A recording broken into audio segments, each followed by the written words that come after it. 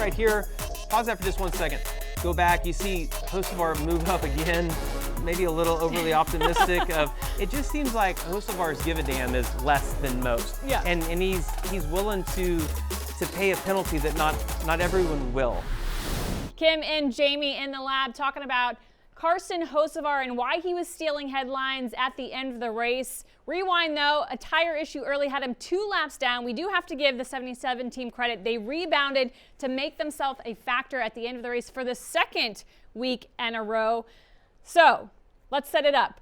Red flag, OT1 about to happen. Carson's trying to campaign for help on the racetrack. Let's take a listen to the onboard. Get with Bubba, shake and bake. Let him know. It'll come down to me and him if it works. Otherwise, I will take the front row and go to Ross and say, shake and bake. Because look behind him, it's Daniel. He's not going to leave him, so he's got to stick with me. Copy that.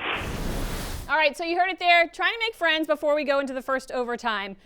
I'm just trying to make sense of what he said there. I was in Talladega Nights, and I don't even know what that meant. It seemed like he was advocating that he would help Bell on the restart, which is really common, right? I mean, when you have these cautions, that's what you do. You're like, look, I'm going to be your friend, maybe temporarily. It's an interesting scenario here, though, because of Carson's history, the fact that the manufacturers are not the same, of how much help are you actually going to get. And I would say in Bell's case, when you're at this restart, first off, you're taking into consideration who's behind you, how loyal are they going to be, what's the history of that driver. But I also would say that when you go down to turn 1, I would assume you're at least going to get through 1 and 2 before the chaos breaks out. But as you're going to see right here as we play this, that is not necessarily the case of what happens.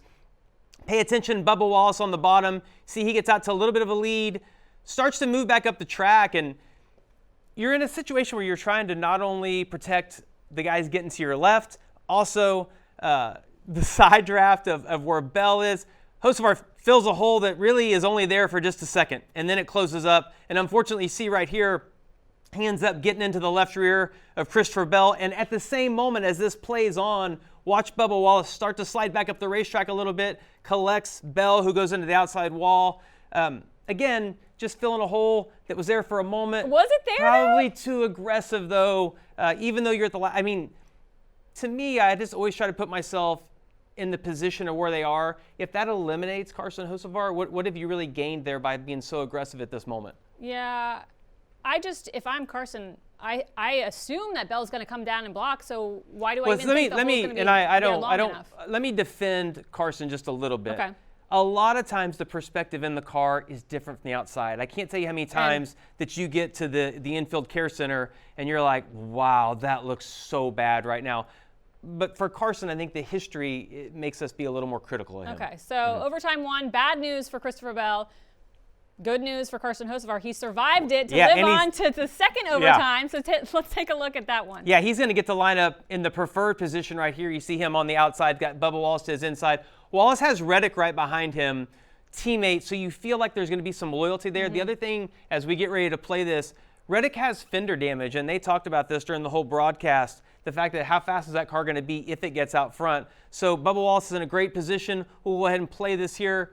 Chastain is right behind Hocevar, and they get hooked up fairly well on the outside, but all 3 cars on the bottom, Briscoe, who's going to be a factor in who wins this race, you see how close they all are. The 23 gets a little bit of a run, gets out, and to me, there was a big question. Pause this for a second. There's a big question right here of, do I move up and block Carson, or do I stay down with my teammate? I think it's very easy to be critical today of what the outcome was, but as Bubba Wallace moved up, if he hadn't moved up so close to the outside wall, I think he maybe could have defended the run that Carson has. Carson has the one of Chastain pushing him. It's kind of the perfect scenario for him. You see the gap that's going to be just to his left. He's able to slide to the inside. And the reason that I think if you're Bubba that you move up is even though you're giving up your teammate being behind you, in the back of my mind, I would wonder, well, how fast is that 45 car going to be out front by himself anyway? And now we put 23-11 in position that one of us is going to get to win. Yeah, he would have had to catch that momentum from Carson pretty square on, though, to make it work. Okay, so is it safe to say you're allowed to be more aggressive, though, at the end of the race? You're trying to win a race. So we looked at Carson at OT1, OT2. Are those aggressive levels different as you watch these 2 overtimes? Overtime one, I think too aggressive. Okay. Optimistic opportunity there, an overly optimistic opportunity that wasn't there. To me, what I saw in the second overtime, I thought it was great. I mean, like the timing of that, and a lot of that is circumstantial. Like we sit and watch this, and it's not that the 77 did something perfect. It's circumstantial, the way those gaps opened up, and the fact that he had a big run. It worked out really well for him. Let's back that up though, because when they got into turn 3, it looked to me like the 77 was in a great position, right? They're going side by side through turns 3 and 4. Back up just a little bit more here. Yeah, I guess, how did he end up losing the race? Right, absolutely. You're going to see Briscoe plays a huge factor in this. Yeah, so right here you see now they're side by side, and I thought Carson was in a really good position right here. He also had Chastain right behind him, who's been very loyal to him throughout this restart. We'll hit play right here, let this go on. Chastain, though, has to check up. You see they get the side draft of those 3 cars. Briscoe has a run here, and I heard in his interview, he's like, listen, I had some momentum, but then right there he's like, I just didn't have the speed to get all the way to the inside of Tyler Reddick, and I really thought that down the backstretch there would be another pass develop, but he wasn't able to generate it. You see right here, just pause that for just 1 second. Go back, you see Hocevar move up again, maybe a little overly optimistic.